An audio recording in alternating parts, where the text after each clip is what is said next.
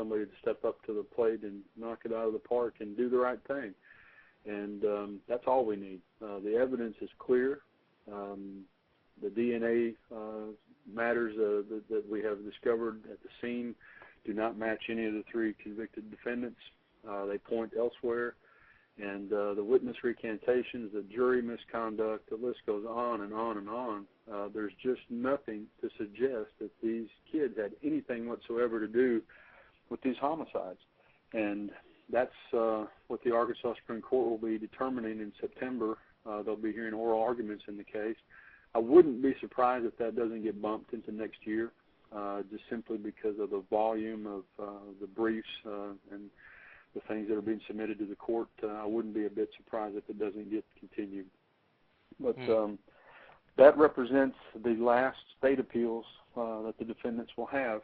And if they're not successful at the state level, and I continue to pray that they will, but after that they go to federal court, and that will be the last opportunity for them to appeal their convictions.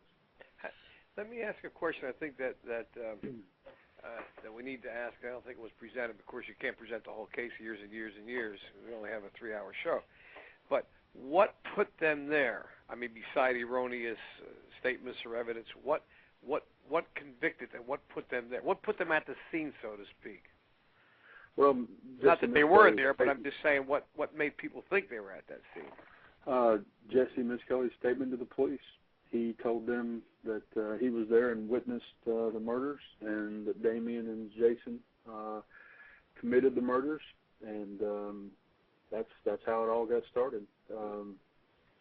Essentially what happened is the police, faced with no evidence and no clues, began to resort to the supernatural as a way to explain this crime.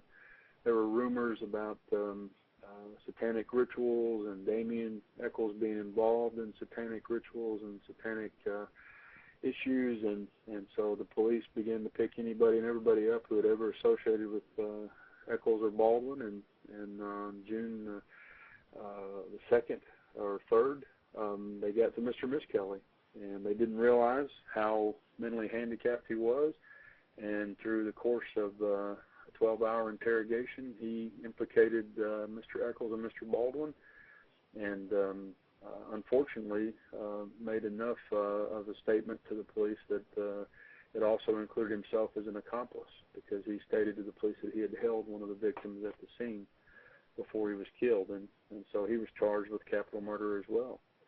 But that's where it gets mind-boggling, because even as a 30-year-old defense lawyer who had been practicing 5 years working on his first jury trial, it was apparent to me that there were some very, very serious problems with the confession, primarily at the time of death and when Mr. Miskelly said the homicides occurred. He first said it was noon. We all knew that the little boys had been in school all day till about 3 o'clock in the afternoon. Mr. Baldwin had gone to school that day too as well. So we knew that couldn't be the case. We knew they weren't tied up with a big brown rope like Miss Kelly stated.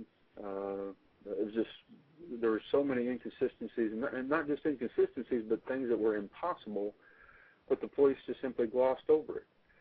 And one of the most fascinating things that has occurred in the years since the convictions was a linguist. I can't remember his name or what university he's from, but he did a study of the confession, and it's just so telling, because it goes through and explains each question and the response, and it becomes very, very clear that Mr. Miskelly did not give them any information about the crime that they didn't already know.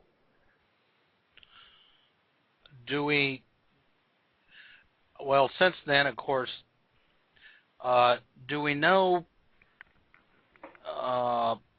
if there's any evidence pointing in any other direction? Well, we have, yeah, and I didn't completely answer your question. I apologize, but the quantum of evidence that existed at the time of the trials back in 1994 was Miss Kelly's statement, which of course could only be used against him in his separate trial and not against Echols and Baldwin, but it was introduced into the jury box by the jury foreman, who brought it up during deliberations when he was